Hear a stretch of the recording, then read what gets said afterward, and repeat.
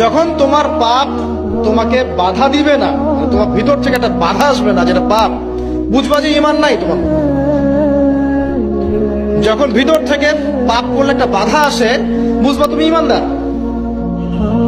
মানে পাপ করলে যদি বাধা আসে ভিতর থেকে যে আমি একটা খারাপ কাজ করেছি, আল্লাহর কাছে আমাকে তওবা করতে হবে, ইস্তেগফার করতে হবে, তখন বুঝবেন যে আপনার ভিতর ঈমান আছে। এই জন্য আল্লাহ পাক আপনার মনের মধ্যে এই চিন্তা নিয়ে আসছেন। আলহামদুলিল্লাহ।